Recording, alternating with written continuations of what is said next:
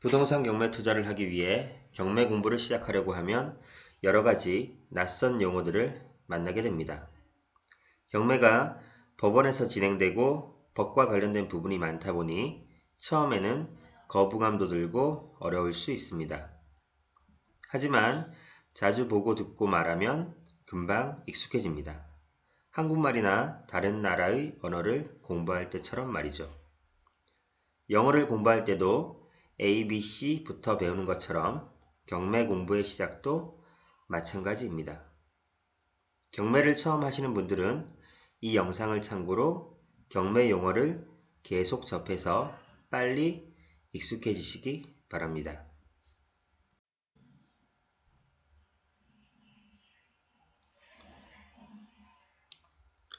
부동산 경매 투자는 특별한 기술이나 빨리 낙찰받는 방법은 없습니다. 최고 높은 금액을 적어내는 것 말고는요.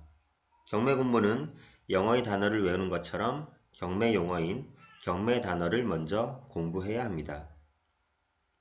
경매 용어를 알아야 무엇인가 가르쳐주고 배우고 소통해 나가면서 발전이 이루어질 것입니다.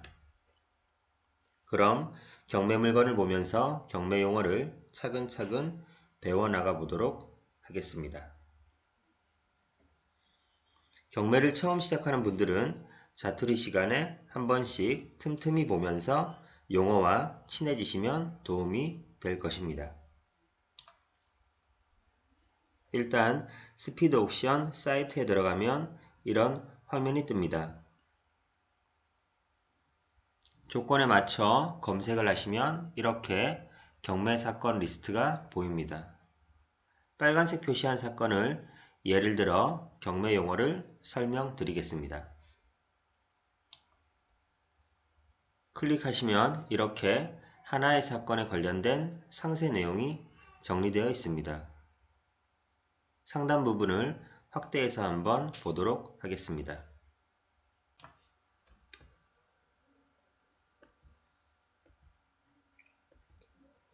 서울 북부지방법원 물건을 입찰하러 가야 하는 지역의 법원을 표시해주고 있습니다. 2016 타경 10245 강제 2016이란 뜻은 경매 사건이 접수된 연도를 의미합니다. 타경은 경매 사건을 지칭하기 위한 용어입니다.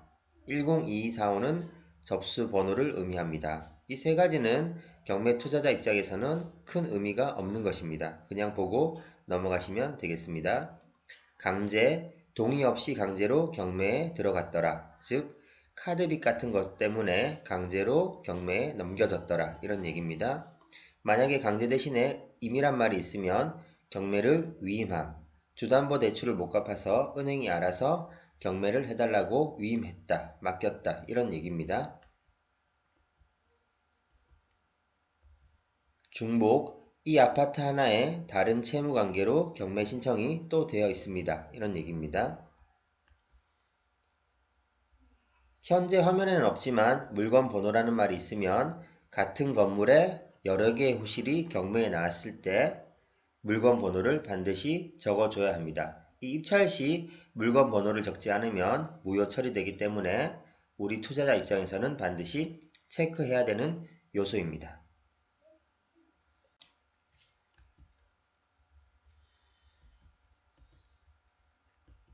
매각기일, 이 날짜와 시간에 법원에 가서 반드시 입찰을 해야 합니다. 시간은 1시간 10분 정도를 줍니다. 경매 사계 및 전화번호, 이 경매 관련해서 의문사항이 있으면 전화해서 물어보면 됩니다. 하지만 전화가 많이 오기 때문에 대부분 좀 불친절합니다. 성의가 없습니다. 소재지, 경매 물건의 주소를 얘기하는 것이죠. 쉽습니다. 용도, 아파트, 상가, 점포 등등. 상가는 건물 통째로 나온 것이고 점포는 한 호실, 한 칸을 의미합니다. 대지권, 땅에 대한 권리, 평수라고 단위가 나와 있습니다. 전용 면적은 실평수, 분양평수보다는 당연히 작겠죠. 분양평수는 실제로 엘리베이터랑 복도랑 이런 것들을 다 포함한 평수이고 실평수는 말 그대로 사용하고 있는 집 안의 공간을 의미합니다. 사건 접수, 이 날짜에 이 경매 사건이 접수되었다 이런 얘기입니다.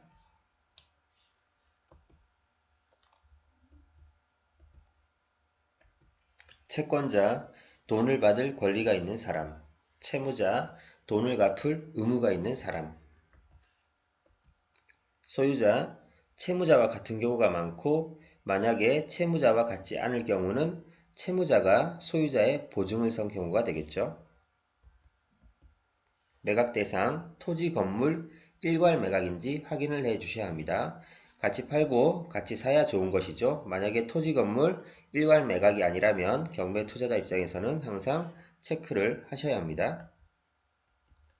배당 종기일, 판사가 낙찰금으로 돈을 나눠주는데 받고 싶으면 반드시 배당 신청을 이 날짜까지 해라는 얘기입니다.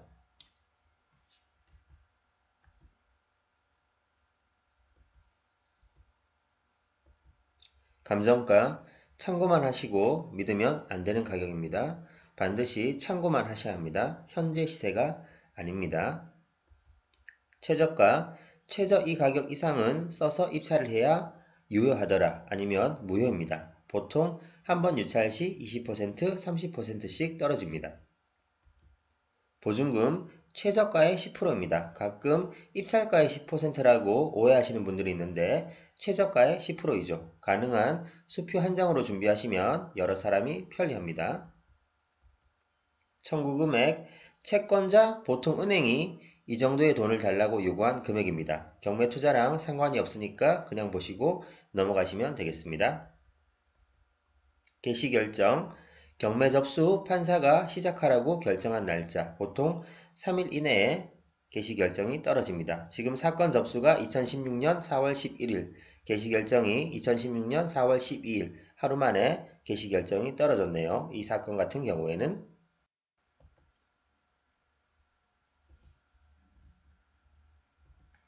기일 현황, 날짜별 경매 진행 기록입니다. 유찰 및 낙찰 현황이 나타나 있습니다.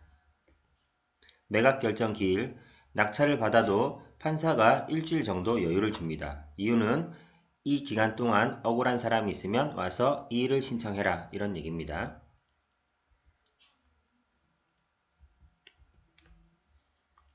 현재 이 경매 물건은 아직 날짜가 1월 21일 진행 중이죠. 그래서 밑에 더 이상 결과가 나타나 있지 않은데 예를 들어서 오른쪽 빨간색으로 음영친 부분처럼 이렇게 경매 진행 절차가 추가로 더 나타나게 되어 있습니다. 매각 결정 기일 허가, 이제 낙찰자에게 물건을 인도하는 것을 판사, 법원이 허가하겠다 이런 얘기입니다. 대금 지급 기한, 보증금을 제외한 잔금을 지급해야 합니다. 보통 1, 2개월 사이의 기간을 줍니다.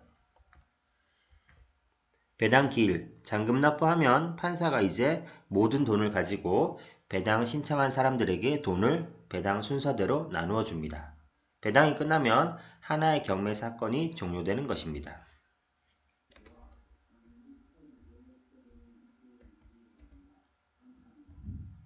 등기사항, 소멸 여부, 사건에 대한 채무 관계를 알 수가 있습니다. 근저당, 담보대출이란 뜻입니다. 임차인, 조사된 임차인이 있으면 여기에 전입, 확정 날짜 등이 표시되어 있습니다. 현재 이 사건 같은 경우에는 매각 물건 명세서상 조사된 임차인 내역이 없습니다. 이렇게 적혀 있네요. 보존 등기일, 등기부 등본이 생긴 날짜이자 준공연도라고 생각하시면 되겠습니다. 1995년 11월 21일이니까 현재 2019년, 약 24년이 조금 덜 됐네요. 그래서 24년 전에 만들어진 아파트더라 이렇게 생각하시면 되겠습니다.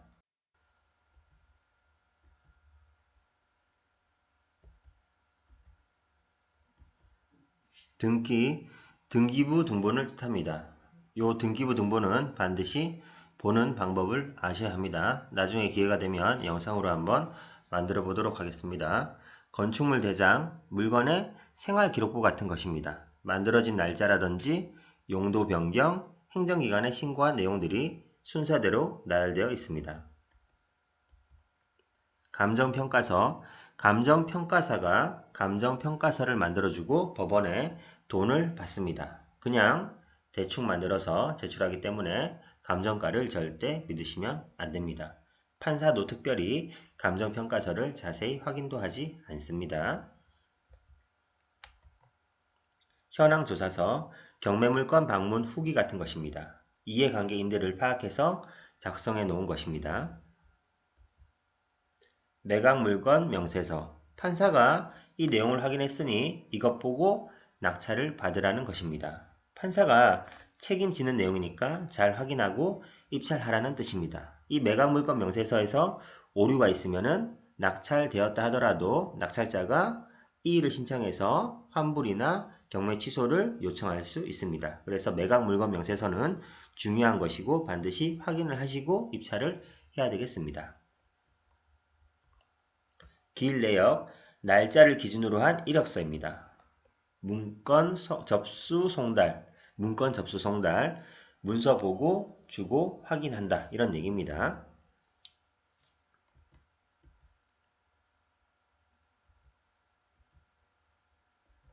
전자지도, 인터넷 지도라고 보시면 되고 전자지적도 번지수대로 분할을 해 놓았습니다. 색깔로 표시되어 있는데 노란색은 주거, 분홍색은 상업, 녹색은 녹지, 파란색은 공업지역 및 공단이라고 보시면 되겠습니다.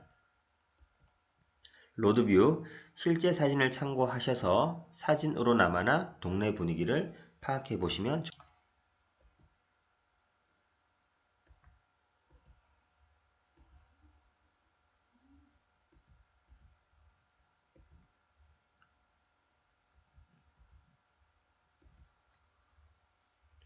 유치권, 경매와 직접 관련이 없는 제3자가 이 물건 관련해서 받을 돈이 있는데 못 받은 경우 억울하겠죠. 그래서 국가가 합법적으로 영업을 방해할 권리를 만들어줍니다. 즉 낙찰자가 물어줘야 되는 권리입니다. 경매 투자자 입장에서는 꼭 확인하고 입찰을 해야 되겠죠. 예를 들어 인테리어 회사가 이 집을 수리하고 잔금을 받지 못했습니다. 억울하죠? 그러니까 국가가 합법적인 권리를 줍니다. 유치권. 유치, 즉 거기 눌러 앉아 있어도 될 권리입니다. 그래서 유치권이 걸려있는 경매 물건은 유치권을 어떻게 해결할지 생각하고 입찰을 하셔야 됩니다. 관련 사건, 경매 투자자 입장에서는 크게 상관이 없습니다. 그냥 보시고 넘어가시면 되겠습니다.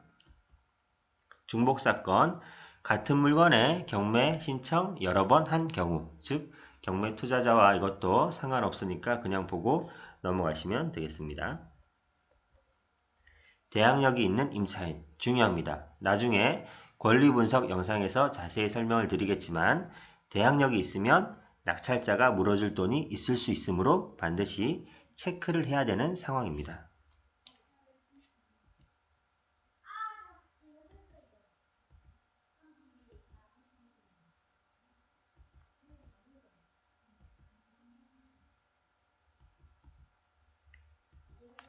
대지권 미등기, 땅 등기가 아직 서류에 올라와 있지 않아서 하지만 대부분 큰 문제는 없습니다. 단 분양한 지 얼마 되지 않은 것은 조심하셔야 합니다. 분양잔금을 못 낸 경우도 있을 수 있으니까요. 공동담보, 이 물건을 담보로 돈을 빌릴 때 여러 개를 같이, 이 물건 포함해서 여러 개를 같이 담보로 잡은 경우가 되겠습니다. 임금채권, 근로자가 월급이 체납되면 사장 아파트에 걸어 놓을 수 있는 권리입니다. 이 아파트의 사장이 어떤 근로자에게 월급을 주지 않았을 때 이 근로자가 이 아파트를 임금채권으로 걸어 놓을 수 있더라 이런 얘기입니다. 경매 입문 초보자용 용어 정리. 경매 공부를 하기 위해서는 먼저 경매 관련 단어 및 용어를 알아야 합니다. 그래야 다른 경매 관련 내용을 이해하고 배우실 수 있습니다. 경매 투자자에게 필요하고 꼭 신경 써야 될 것만 알아두면 됩니다. 너무 정확히 하려고 하지 마시고 상황을 이해할 정도로만 아셔도 경매 투자에 큰 무리가 없습니다. 단어는 시험 치는 것이 아니기 때문에 경매 투자 때 체크해야 될 것만 반드시 확인을 하시면 되겠습니다. 실제 경매 투자를 하면서 공부하는 것이 효과도 좋고 더 효율적으로 경매 용어를 익히실 수 있습니다. 반복 학습이 중요합니다. 짜투리 시간을 이용해서 틈틈이 봐야 이 경매 용어랑 친해지실 수 있습니다.